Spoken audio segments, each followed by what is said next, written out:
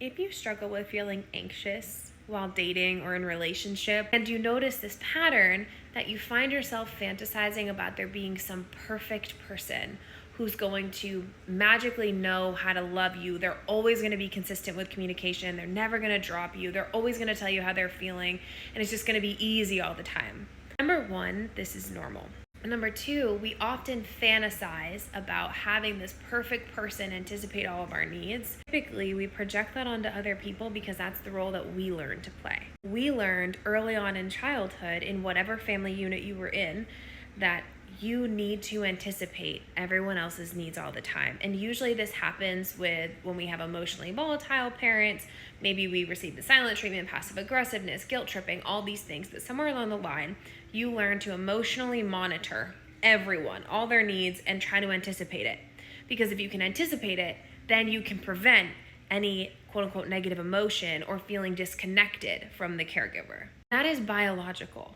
We are wired that way when we're kids. We need, crave the love and attention and connection to our caregivers because that's our biological need for survival is wrapped into, are my caregivers there for me? And so learning to emotionally monitor or even be hypervigilant and over anticipate people's needs and try to be the perfect version of yourself and shape shift to be what they want so that you can stay safe was a coping mechanism that you developed. And it's not to be shamed. Everyone is doing the best they can to try to keep love and safety, especially as a child. But now as an adult, if you're still doing this, you might find that you're falling into a pattern of expecting other people to do the same thing, not realizing that in healthy partnership, we get to communicate what we want, need, or desire. You don't need to be anticipating everyone's moods. They'll tell you if something's wrong. They'll tell you if something's off. They'll tell you if they are harboring a conversation that they want to talk to you about from months ago. You don't have to worry about that. But if you didn't grow up in that and you've only seen the opposite, of course that's how you function. So now I would invite you to think about what it would be like if you were to soften your own emotional monitoring and start trusting that people will come forward if they need or want something.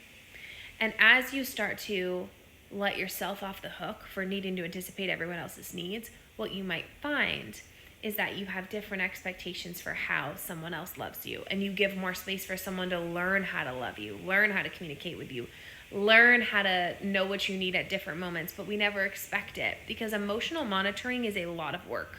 And it's a very high expectation to have on somebody else when they are a whole human with their own life going on. And it never should have been put on you in the first place to need to emotionally monitor. So now we get to reparent that as an adult. I have a client, I'll call her Client C, who has really, really struggled with anxiety in relationships. And prior to working together, she was finding this pattern of meeting a guy and it's going good and then she gets really anxious and then they ghost, and it kind of was her fear manifesting over and over again.